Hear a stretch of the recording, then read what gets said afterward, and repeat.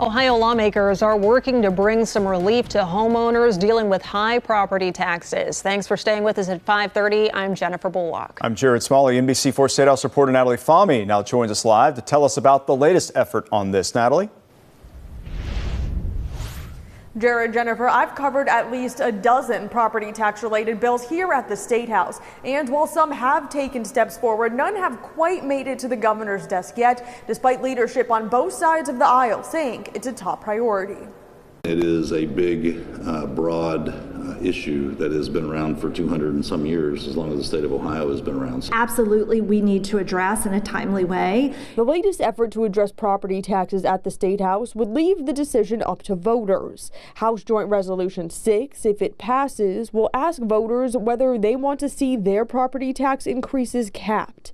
It's a proposed constitutional amendment and would make it so those taxes can increase by no more than 4% or the rate of inflation, whichever is lowest. Doing some sort of cap, I think that's a very blunt instrument to solve a very complicated issue of property taxes. One of the legislation sponsors, Representative Beth Lear, tells me this is something that would help all Ohioans rather than current legislation that she says would only address small pockets of people, like older Ohioans or widows of military members. But if voters were to approve the resolution, it could mean the loss of hundreds of millions of dollars to local programs like schools and fire stations. The devil's in the details on such a proposal. Lear tells me this will force the legislature to deal with the issue while ensuring Ohioans can stay in their homes.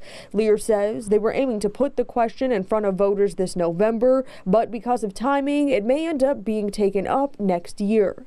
Meanwhile, House Speaker Jason Stevens says another piece to the property tax puzzle is transparency in levies. Property taxes are the one tax that never leaves the county border. So they are where they are because voters have voted for them at one time or another. There is a bill to eliminate a certain type of levy to help Ohioans know when they are voting for a property tax increase. We want to make sure that it's transparent and clear that when you vote for something, that's what it supports. It's supporting the fire department, it's supporting your schools, it's supporting the library or whatever. And making sure that there is that transparency and honesty. There is also a property tax study commission here at the Statehouse. They're working on recommendations now to address the issue. Local for you at the Statehouse, I'm Natalie Fahmy, NBC4.